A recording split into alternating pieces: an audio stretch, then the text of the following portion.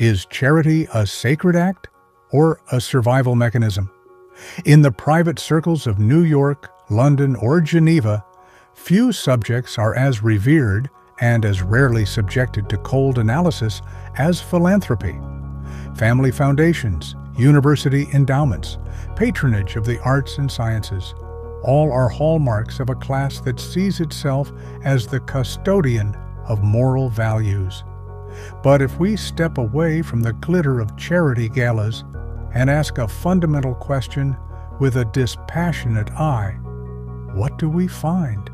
Is that warm, light feeling after signing a substantial check, or endowing a museum wing an echo of the sacred, or merely a calculated hormonal cascade designed for species survival?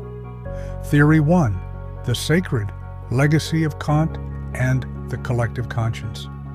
Immanuel Kant, a philosopher still present in Europe's think tanks, argued that the moral worth of an action lies not in its outcome, but in its duty-based intention. From this perspective, helping another becomes sacred when one acts solely because the act is right, independent of any personal gain or psychological pleasure. Here, altruism is a moral ought that transcends biological instincts. Émile Durkheim, the French sociologist, saw the sacred as a product of the collective. When a society embeds the value of compassion into its rituals, stories, and institutions, charitable action transcends individual behavior and becomes a sacred symbol. For Durkheim, the inner motive matters less. What remains is the role of charity in social cohesion and the continuity of civilization. Yet this elegant narrative now faces serious challenges from two fronts: neuroscience and evolutionary theory. Theory 2, survival mechanism, the hidden calculus of hormones. Imagine a mother in the small hours, exhausted and aching, approaching her infant's cradle for the 10th time.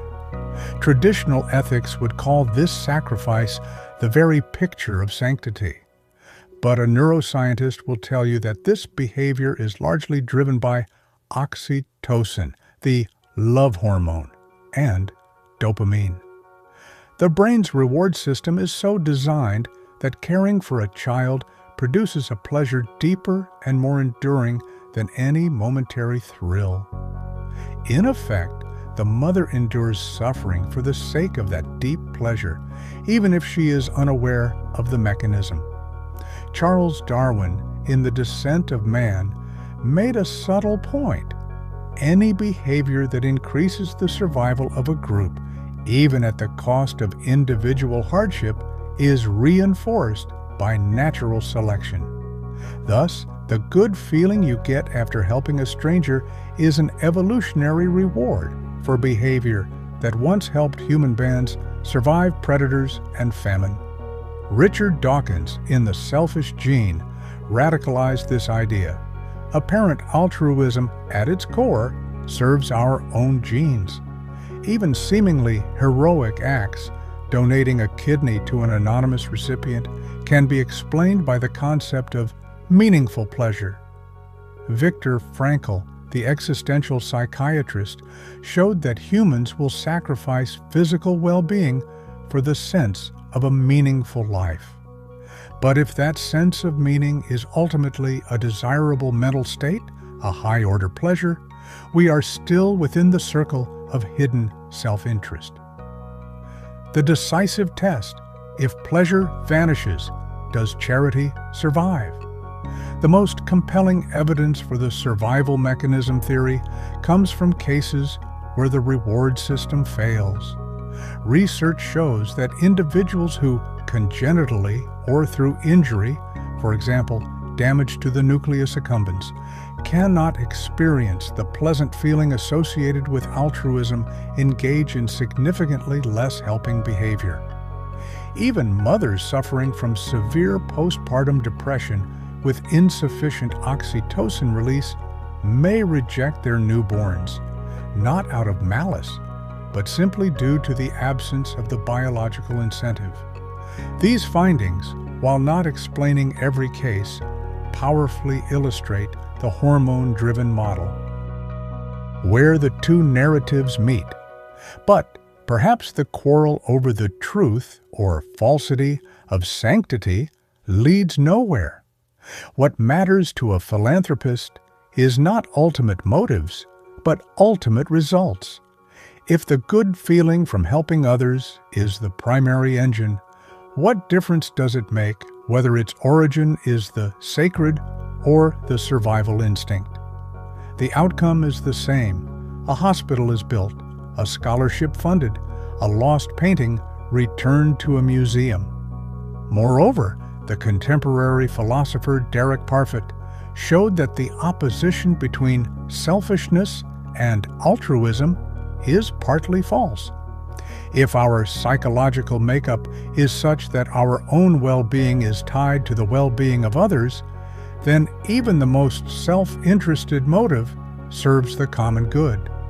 This could be called enlightened self-interest, something Adam Smith alluded to in The Wealth of Nations, but applied to the moral sphere.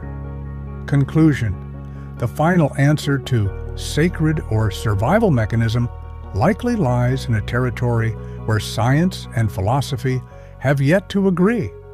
But what can be stated with confidence is this: the good feeling from charity is real and profound, whether we call it pleasure or virtue.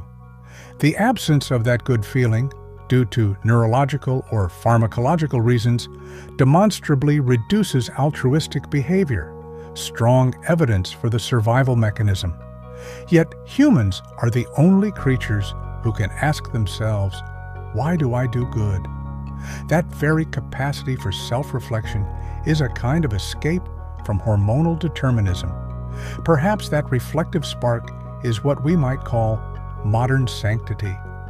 In the end, the wisest course for a deep and practical mind is this: do good for whatever reason. If it is for God or conscience, so much the better. If it is for peace of mind or hormones, society still needs it. Great civilizations are built on these ambiguous motives.